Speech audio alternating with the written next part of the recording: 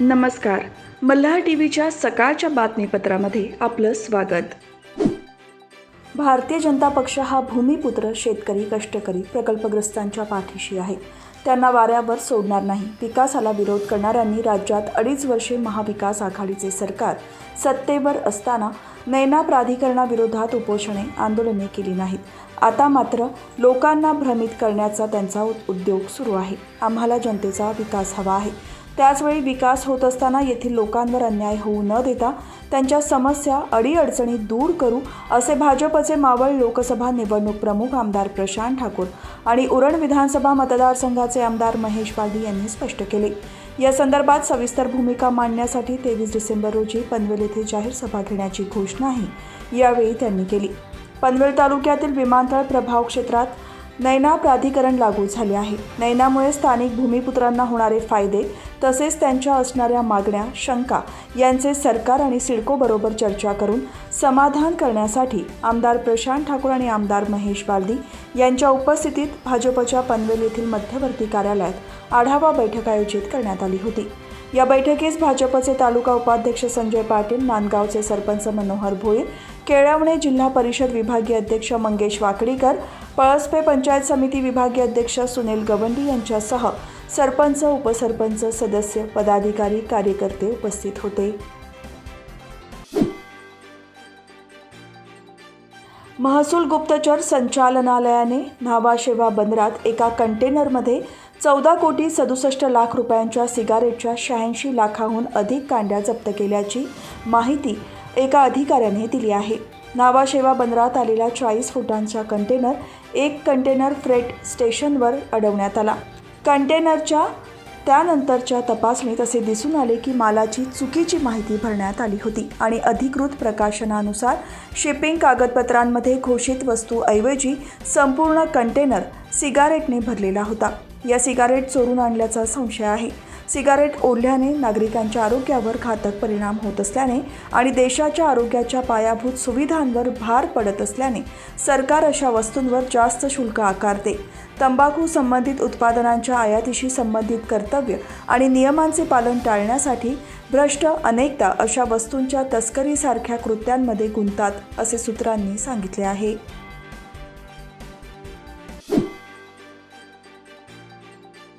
केंद्र शासनाच्या विकसित भारत संकल्प यात्रा उरण येथील नगर परिषद शाळा क्रमांक 1 मध्ये आयोजित करण्यात आली.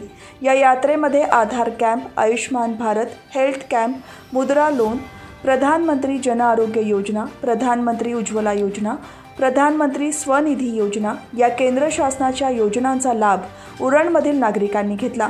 ही यात्रा उरण नगर परिषदेमार्फत आयोजित करण्यात आली असून याचे उद्घाटन माजी नगराध्यक्षा सायली म्हात्रे यांच्या हस्ते झाले.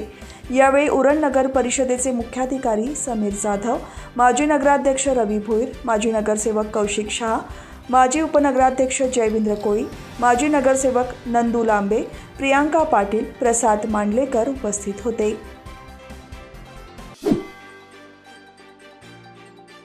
माणगाव येथे 5 जानेवारी 2024 रोजी शासन आपल्या दारी उपक्रम आयोजित करण्यात आला असून या कार्यक्रमासाठी राज्याचे मुख्यमंत्री आणि उपमुख्यमंत्री उपस्थित राहणार असल्याची माहिती महाड, पोलादपूर, माणगाव विधानसभा मतदारसंघाचे आमदार भरत गोगावले यांनी माणगाव येथील पदाधिकारी मेळाव्यात दिली.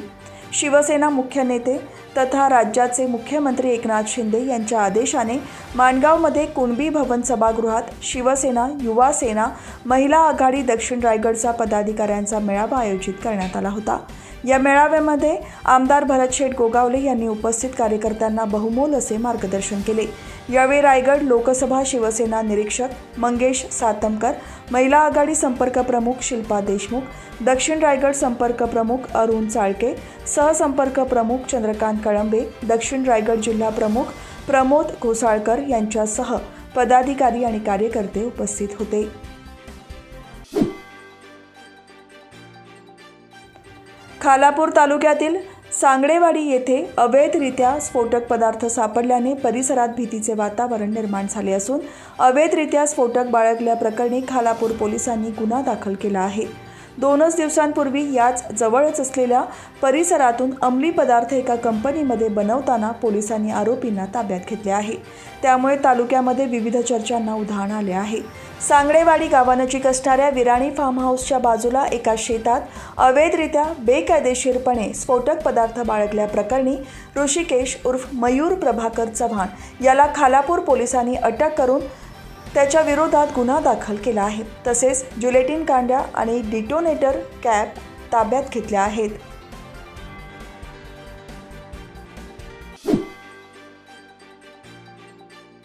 दखलपूर्व आणि प्रलंबित खटल्यांचा निपटारा व्हावा आणि प्रलंबित खटले सामोपचाराने मिटावेत या हेतूने आयोजित केलेल्या पनवेल येथील न्यायालयात अनेक प्रकरणे निकाली काढण्यात आली असून वाद पूर्ण आणि दाखल अशी एकूण 3651 प्रकरणे सामंजस्याने मिटवण्यात यश आले आहे, अशी माहिती जिल्हा न्यायाधीश जयराज वडणे यांनी दिली आहे। राष्ट्रीय विधी सेवा प्राधिकरण, सर्वोच्च न्यायालय दिल्ली यांच्या निर्देशाप्रमाणे संपूर्ण देशभरात राष्ट्रीय लोक अदालतीचे आयोजन करण्यात आले होते। त्यामध्ये न्यायालयीन प्रलंबित प्रकरणे तसेच न्यायालयात वाद पूर्ण प्रकरणे ठेवण्यात आली होती। पनवेल येथील न्यायालयात आयोजित केलेल्या लोक अदालतीमध्ये वादपूर्व प्रकरणे आमो प्रलंबित अशी एकूण 12,233 प्रकरणे ठेवण्यात आली होती। त्यापैकी वादपूर्व प्रकरणे 3017 आणि प्रलंबित खटल्यांपैकी 634 प्रकरणे सामंजस्याने मिटवून लोक अदालतीमध्ये निकाली काढण्यात आली आणि त्याद्वारे पक्षकारांना 3,67,47,055 रुपयांची तडजोड रक्कम मिळवून देण्यात आली आहे।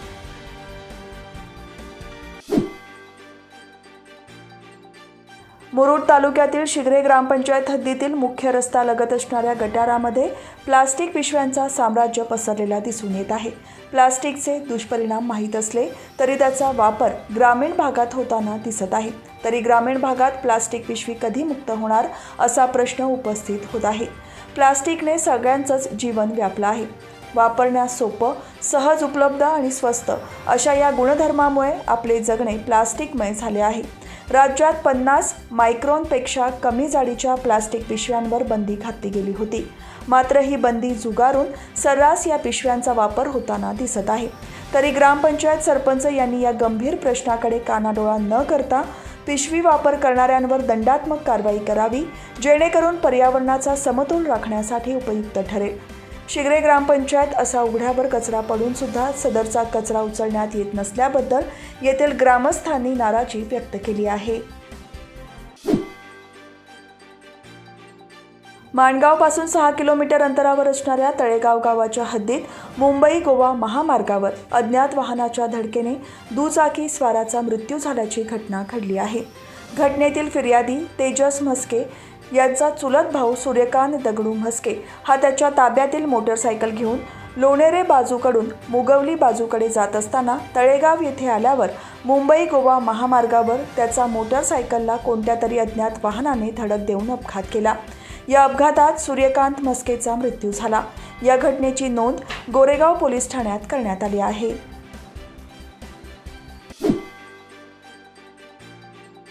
दुचाकी चोरी करण्यासाठी मित्रांचाच वापर अत्यंत कल्पकतेने करणाऱ्या आरोपीला नेरूळ पोलिसांनी अटक केली आहे। चौकशीमध्ये त्याने केलेल्या अन्य 4 गुन्ह्यांची उकल करण्यात यश आले आहे। आरोपी स्वतः डिलिव्हरी बॉयचे काम करत असून त्यासाठी वापरात असलेली दुचाकी ही चोरीची असल्याचे तपासात समोर आले आहे। कुणाल सोनावणे असे अटक करण्यात आलेल्या आरोपीचे नाव आहे। नेरूळ पोलीस ठाणे हद्दीतून एक दुचाकी चोरी झाली होती। या दुचाकी चोरीचा तपास करत असताना तांत्रिक तपास आणि खबरीकडून मिळालेली माहिती तसेच काही ठिकाणच्या CCTVची पाहणी केली असता सोनावणे त्यात आढळून आला। मात्र त्यावेळी आरोपीचे नाव तसेच अन्य कुठलीच माहिती समोर आली नव्हती। सहाय्यक पोलीस निरीक्षक निलेश शेवाळे तसेच अन्य गस्त पथकाला सोनावणे नेरूळ स्टेशन परिसरात आढळून आला। त्याचा संशयास्पद हालचाली आणि दुचाकी चोरी प्रकरणी CCTVतील व्यक्ती एकच असल्याची शंका आल्याने त्यांनी सोनावणे याला ताब्यात घेत पोलीस ठाण्यात आणले आणि या गुन्ह्याची उकल केली।